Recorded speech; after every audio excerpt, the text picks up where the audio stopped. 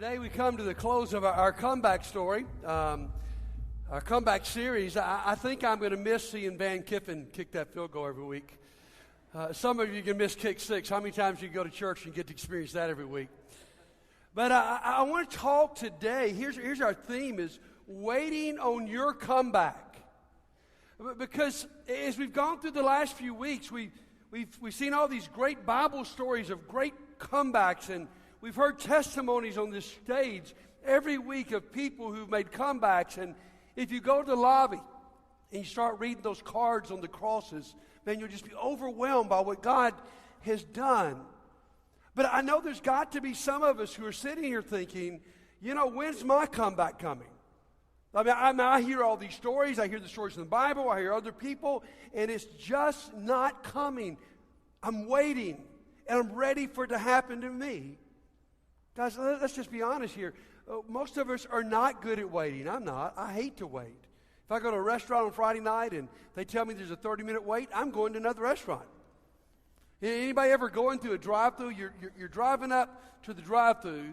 You see the drive-thru's crowded, so you peer into the lobby, and if nobody's there, you walk in there, right? You do that? Or maybe you go to the grocery store. This is the worst thing. You go to the grocery store, there's only one line open. You're just getting a gallon of milk, and there's somebody ahead of you in their cart. The baby part, the under part is just overflowing, and you think, I've got to sit here? And every once in a while, they'll turn around and go, you only have one item. Will you go first? And I always think, that is such a godly, spiritual person. Thank you so much. Or you're on your phone. Statistics say that the average American spends about 70 hours a year on hold. My wife was calling our cable provider, our satellite provider the other day, and she called. She was on the phone for an hour and a half. She went through 4 operators, and finally, at the end of the 4th operator, they didn't get anything done. They said, we're closing for the night. Oh, that is so frustrating. And maybe one of the reasons you and I are here this weekend when everybody else is out of town is that we didn't want to hit those lines at the airport. Because you go and you wait and you wait and you wait. And you ever had a flight delayed? And, if they're really nice, they bring this card out, with all these little, pretzels and cookies and peanuts, and even the card even literally says at times, while you're waiting. We're going to try to make up on that. That's so frustrating. But let me tell you what's even more frustrating is when you're waiting on God. Because He could do it if He decided to do it. Look at this passage from Psalm chapter 40, verse 1. I waited patiently for the Lord. He turned to me and heard my cry. Here's what you got to understand about this verse. There's a lot of time between that first phrase, I waited, and He heard my cry. In fact, in the original Hebrews, there's a double there. What it literally says is, I waited. That's the Hebrew language way of saying, you know what, this was a long, intense time of waiting. You ever felt like you waited? We would say something like this, I waited forever. We pull out all 3 syllables, right? And maybe you're here today and you're waiting on God. You're waiting on a spouse, or you're waiting on your marriage to get good, or you're waiting on a child that's just not come, or you're waiting on your finances to get in order, or the health problems to finally stop. Maybe you're waiting through a period of dark depression, and you're just ready. I can remember being there for just the cloud to go up. Or maybe it's an addiction, and you hear all these stories on the stage of people who've successfully beaten their addiction, and yours is still there. Or maybe it's an injustice in your life where you keep getting done wrong, or you see your people done wrong. Or maybe you're just waiting on a friend, or maybe you're just waiting on a break in life, but you find yourself today waiting. Now this morning what we're going to do is we're going to learn from a guy that we saw a few weeks ago that was notorious for not wanting to wait. It's King David. He couldn't wait to get in bed with Bathsheba. He couldn't wait to get her into his house. But when we go to Psalms 40, look at this, or Psalms 37, David is now a matured old man. I mean, look at Psalms 37, verse 25. I was young, he says, and now I'm old. Yet I've never seen the righteous forsaken or their children begging bread. He says, I've lived long enough, as bad as it gets. If you'll wait on the Lord, he'll come through. And so today we're going to look at this psalm. And today I want to get really practical about what you do while you're waiting. Here's the context of the psalm. These are some good, righteous people, and things aren't coming along. And they look, and it's the heathen, godless people who seem to be getting blessed. That's even tougher to wait. I mean, you're doing the right thing, and you're trying to live for God, and here are these people doing the wrong things, and it looks like everything's falling in place for them. There's frustration here. And this old man David, at this point, he knows the answer is to wait. Look at Psalms chapter 37, verse 1. He says, do not fret because of evildoers. Do not be envious of the workers of iniquity. For they soon shall be cut down like grass and wither as a green herb. Trust in the Lord and do good. Dwell in the land and feed on his faithfulness. Delight yourself also in the Lord, and he shall give you the desires of your heart. Commit your way to the Lord. Trust also in him, and he shall bring it to pass. He shall bring forth your righteousness as the light, and your justice as the noonday. Rest in the Lord, and wait patiently on him. Do not fret because of him who prospers in his way, because the man who brings wicked schemes to pass. Now, again, we're going to get practical today. What's God going to do for you, or what do you need to do while you're waiting? I'm telling you, what God's going to give you is much better than pretzels and peanuts. I mean, he's got some good instructions here. And I want you to think about, what are you waiting on today, and which of these 5 practical points are you going to take away from this series? Point number 1, you must trust God. You see, he's using this word that they're stressed out, that they're fretting. He says, don't fret. In fact, I love this Francis Chan quotation. Stress and anxiety reek of arrogance to the Almighty God. You see, when I get all wound up and worry and stress and fret, what I'm really saying deep down is, God, I don't trust you to take care of this. So he said, you want to trust God. You say, well, buddy, that sounds easy, but how do I learn to trust God? Well, let me bring us back to an old passage many of us grew up on. Romans 10:17. Faith comes by what? And hearing by what? You guys must not have grown up the way I did. Try it again. Faith comes by and hearing by the Word of God. What's he saying? Is we get faith as we get in the Word of God. And that's why we spent these weeks looking at these Bible stories. Now here, guys, is our temptation. Is we look at the story of David or Joseph or Abraham as just a Bible story. And so we look at that and go, isn't that cool? Isn't that sweet? Isn't that nice? Isn't it cool what God used to do? My friends, these stories are not in the Bible for you and I to figure out what God did. These stories are in the Bible for you and I to figure out what God does and what he wants to do for you. And so the more I read these stories, I see them waiting and I see them blessed, the more my faith grows. I mean, think about it. Joseph waited 17 years without a word from God. Abraham waited 25 years for his promise. Moses is stuck for 40 years. Jesus doesn't start his ministry for 30 years. My friend, if this morning you're waiting, you're in very good company. It's okay. Just trust God through it. I love what it said in the passage we just read. Feed on his faithfulness. What he's saying is, you can't trust yourself. You've got to feed on his faithfulness. Number 2, do good. You see, so often, here's what I'm tempted to say when I'm waiting. Okay, God, when you come through, then I'll get busy working for you. I'll do good to people. But let me get this cleared up first. Let me get my finances, let the depression get away from me. No. He says the best thing you can do in the middle of waiting is to just get out there and be a do-gooder. Because what's going to happen if all you do is focus on your waiting is you're going to end up being mired in self-pity. And it will destroy you. So the best thing for you to do today, if you're waiting, is to get out of your house and go serve somebody. When you just want to feel sorry for yourself, go do something for somebody else. Number 3, I love this one. Delight in God. We don't, at least my generation, I don't think we use that word much. I remember hearing people years ago saying, that was so delightful. This was a delightful evening. That's a great word. And even better to go, you know what?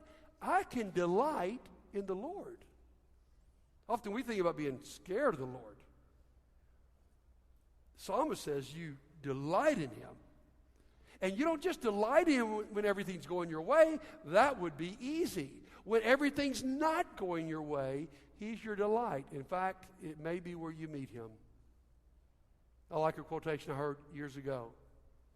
God is waiting on you, and you will never know that God is all you need until God is all you have. You hear that? You're going to never know that God is all you need until God's all you have. What that's saying there is, my friends, if God is all you have, you can delight in him and have a fulfilled life. So in the middle of this waiting, you learn to simply delight in God. Now, he gives you a great promise. If you delight in him, he will give you the desires of your heart. Isn't that cool? But what's the order here? You first delight in God, and then he gives you the desires. That's the divine order. Why? Because when you begin to delight in God, God begins to change the desires of your heart. David's not saying if you delight in God, you'll get whatever you want. David's saying if you delight in the Lord long enough and you're close enough to him, he'll change your heart till you want what he wants and he'll give it to you. So can I ask you, when's the last time you laid back and just delighted in God? This time of waiting may be your moment to meet him in a whole new way. And then number 4, this is good advice, just be obedient. Commit yourself to his ways. Let's confess this. Here's where we normally get in trouble. When I'm waiting, when I'm miserable, lonely, depressed, that's when we're most tempted to do things we should not do. And so that's what opens the door to our addictions. That's what opens the door for bad decisions and getting with the wrong people, because God's not come through the way I think he should. But here's the problem, my friends. If you'll commit your life to a life of obedience, God will come through. I remember when Stephanie and I were first married, and we were going through some struggles in our marriage. I know there's some people who get married, and it's just awesome from day one. Other people get married, and it takes time. In fact, who in here would agree with me that marriage is hard work? Raise your hand. Bad if you raise your hand, your spouse. Everybody's looking at their spouse. Did they raise their hand? All right. Marriage is hard work. And this is what this counselor told. I'll never forget. He said, buddy, Stephanie, most marriages don't get really good until about 7 years. Now, that's profound. But because what that says is, you know what, there's parts of life you just have to wait, and you have to be obedient, and you have to be faithful. And here's what's the problem in America today. We are such an instantaneous generation. We want everything to happen right now, including our marriages being great, and that we jump out of our marriage before it ever gets really good. And we jump out of a lot of other good things where we simply need to be obedient because we're in too big of a rush. He says, while you're waiting, just be obedient. And then one more thing he says, be quiet. Now, maybe your translation says be still or rest, and those are good translations, but the literal translation is you're just to be quiet. Just slow down, cut off your TV, get away from your cell phone, and be quiet before God. Why? Because God has got something he'd like to say to you. My friends, often it seems to me, God allows us to wait because he's trying to teach us a lesson. And he wants to talk to you. You say, well, buddy, come on now. I've never heard the audible voice of God. I haven't either. I wish I had. I pray about it. I'd love to. I think I would. But I've heard the small, still voice of God. I know that when I get, on the few times I get in quietness and silence and solitude, that God does speak to my spirit. And so what do you do when you're waiting? You listen for God. Well, how do you know he's going to do it? Here's all you got to do. This is so simple. Ask him. Just ask him what he's trying to teach you, what he's trying to say. Just ask him. I promise you, if you will ask him and you'll wait in silence, eventually you will get an answer. See, God's not wasting this time. He's using it. So two questions real quick I want you to think about this morning, because I want you to leave here really with a path to walk down. First of all, what are you waiting on right now? What's that frustration place in your life that you're waiting, and it seems like none of your prayers are being answered? But then even more importantly, what will you do? Of these 5 commands, trust God, do good, delight in God, be obedient, be quiet, I want you to focus in on the one that you need to take out with you today. Write it down. What are you waiting on? And what will you do to put your trust in God? Now, while you're thinking about that, I want to show you a video. Many of you have probably heard in the news or just around town about the death of a man named Carmen Falcion. There's his picture. If you ever have met this brother, you won't forget it. He used to come to a lot of our men's retreats. He's actually the uncle to our own Daryl Dappridge. And Carmen Falcion had an amazing ministry in Montgomery about racial and religious reconciliation. You're going to hear some of the story over the next few minutes. So I asked Daryl this week to sit down with me and talk about it, because this is a great example of someone who came to a city, and this guy's a Yankee from Philadelphia, who came to a city called by God for a specific ministry, and he did a lot of waiting. I want you to hear the story. You know, as we finish this comeback series this morning, I want to talk about a comeback story that really has been played out in front of this entire city. And we're blessed to have Daryl Dappridge as a part of our church. And many of you heard recently of the loss and the death of Daryl's uncle, Carmen, who just had a great ministry here called The Gathering. We'll get into that in a minute. But I want Daryl to tell some of the stories and his faithfulness, or like we're talking about this morning, of what you do when you're waiting on the comeback to happen. I think this is a great story of that. But first of all, Daryl, tell us a little bit about your relationship with your Uncle Carmen, how that tied you even to Montgomery. Well, he, in the faith that I used to be in the ethnic background that I'm at, godparents are very, very huge in my upbringing. And when you're born, your parents make a conscious decision to name 2 people that it's your godparents. And Uncle Carmen was named my godfather. And I remember him telling me later on in life that he took that vow very, very seriously, just to the essence of the word godfather. And we've always had a close relationship, but we lived in different states. And so in 1989, the summer of 1989, one of what he always refers to as an eternal decision or a divine placement from God. I was going through some rough times. My parents were going through a divorce. And my sister and I were encouraged to come to Montgomery and spend some time with my aunt and uncle for a couple weeks. And it was a life-changing decision. It's sort of crazy to me that you guys both ended up in Montgomery, Alabama. And I know your uncle was in the Air Force and was stationed here and met his wife here and ended up moving back here. And you know, it's a long story through all that. But he eventually lands back here as a minister at a church, and then that ends. And then he comes back again, and he starts this really special ministry here in Montgomery. Tell us a little bit about The Gathering and what he did in downtown Montgomery, just some of those stories. Well, ironically, that really was the greatest comeback. And when you're talking about the essence and the start of that comeback was when he was in the Air Force. He was stationed here twice. Yeah. The second time, he decided that the military, although he served for many years, wasn't for him, and that God was calling him to be a minister.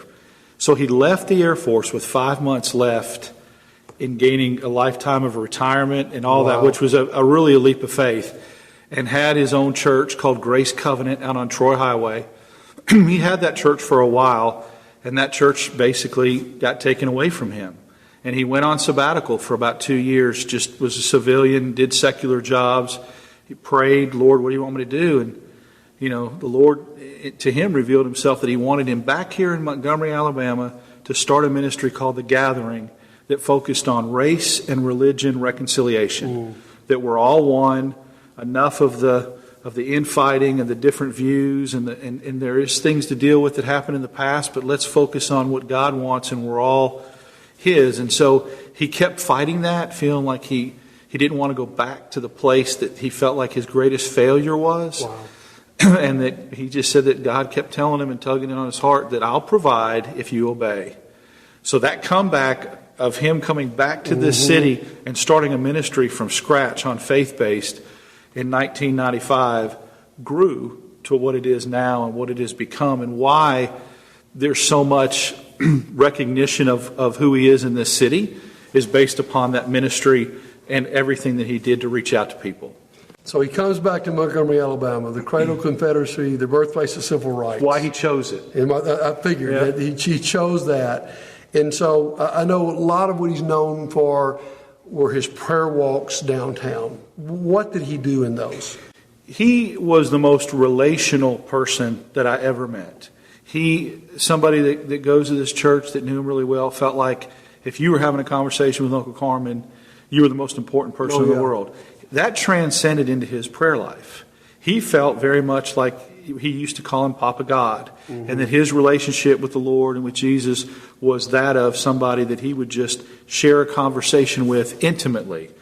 That was the purpose of him walking around, praying over certain buildings, the Capitol, Supreme Court building, things like that, where he felt like so many things had happened in the past that it was so monumental to Montgomery, but it was a constant prayer, and he was praying for the residents of the city too, for unity. Yeah. And feeling like, I'm just going to do my prayer walk. It's going to be an intimate time with God, but I want to pray. He's not praying for so much the institutions, but for what they represented and for the people that were suffering and had some injustices. And so he wanted that unity, and he felt like that was the way to do it.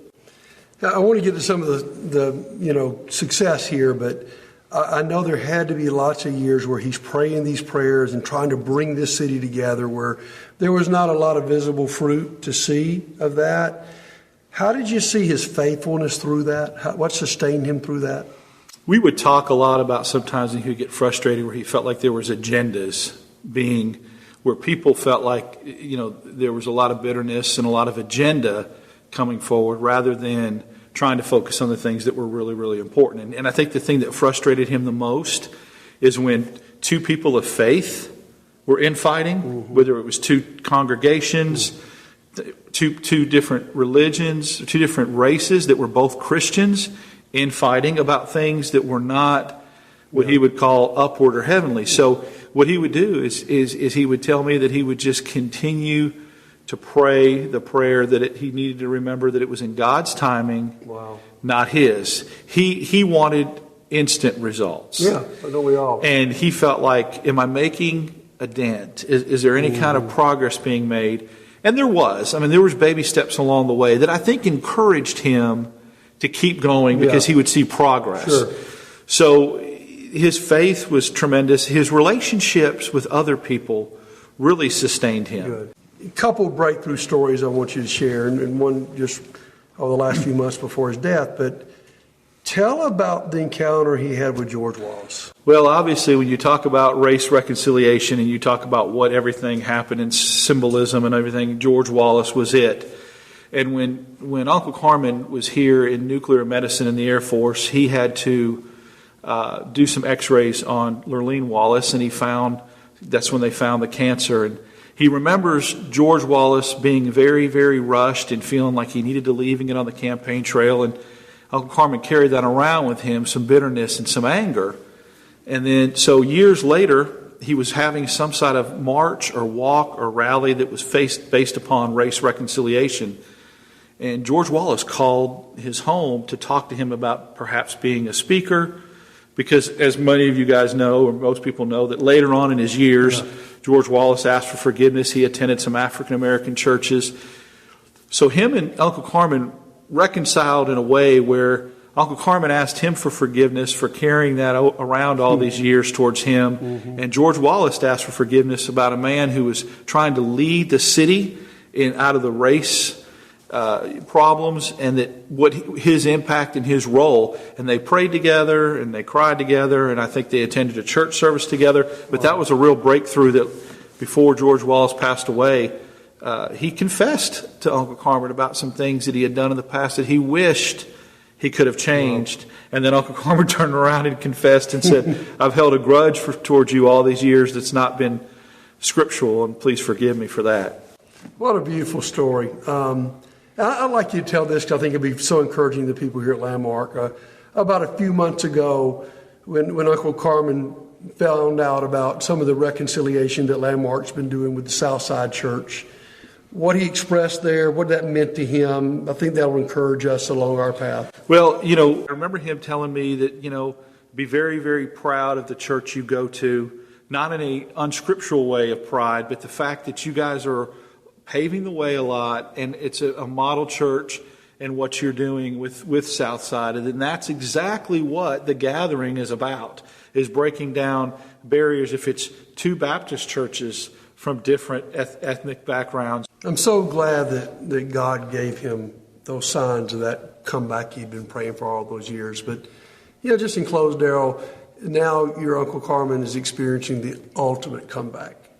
When you think about him facing the Lord and his reward, what do you think about? It's hard. That part's not hard, but we always talk about how we're so happy for the person that's getting his internal reward. And for us that are left behind, he's just a man, but there's a tremendous hole and void left. Yeah. But I have taken comfort in the last 3 or 4 days. If you watched him and the way he led his life, little things always made him happy. He could get happy and joyful, and literally, song comes on, dancing. He loved life, had a zest for life. I think about that 1,000-fold. Imagine if somebody that gets so excited over the little things of this world, what he's experiencing right now. Because ultimately, that was his whole mission in life. He'd always say that I may know the death, burial, and resurrection of the Lord. That scripture in Philippians. He's experiencing that now. He's reunited now.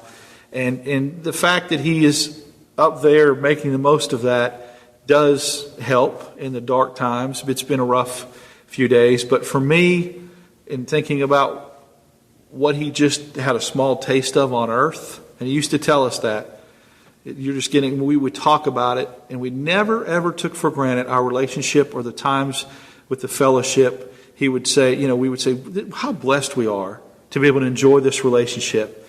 And he would say, God never wastes a crumb. This is just a small sampling of what it's going to be like when we're in heaven someday.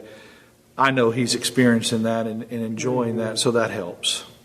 Well, Daryl, I can't thank you enough I know you're in the middle of your morning. Still we're anticipating the funeral in just a few days, that you take your time to share with us and share with our church.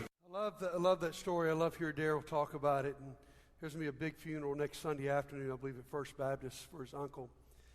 But what a story of someone who waited patiently and just did what we ought to do, is pray.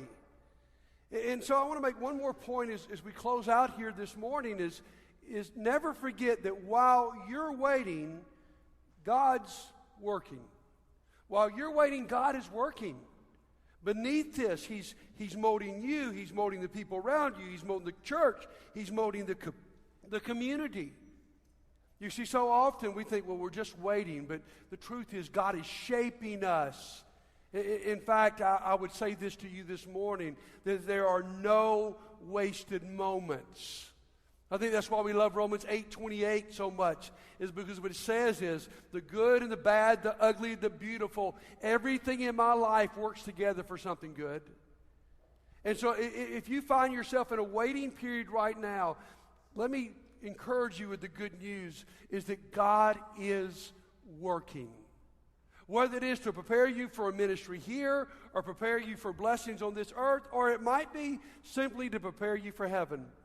There are these people in Hebrews 11 that says they never received their reward on earth because God had something better for them.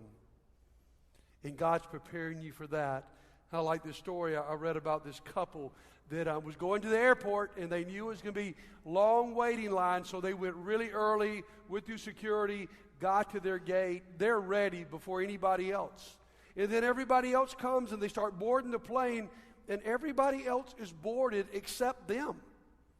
And so they're getting really frustrated. What's the deal? Now, what's the problem? We got here first, and we're still not on board. And finally, their name was called, and they get their ticket, and they're walking down the jetway, and they recognize what's happened. While they were waiting, the people there had upgraded them to first class. And my friends, here's what God's doing for you and I. While you're waiting, He's upgrading you to first class. And you may figure that out here, or it may be in eternity when you're walking up that jetway to heaven, that you're going to find out that everything that's happened, even while you're waiting, has been for your good, and God could use it. So this morning, we're about to sing together. And this is a time where we do what Uncle Carmen did, where we pray. Even when we don't see the outward results, we just keep on praying. And the one thing I love about this church is that we would love to pray for you today. And so if you find yourself frustrated in a period of waiting, you find your faith a little bit weak, and you need the body here to bolster your faith today. Or if today's the day that you want to step out and follow Jesus and be baptized, don't wait on this. We can pray for you. We can baptize you right now. So why don't you come while we all stand and sing together.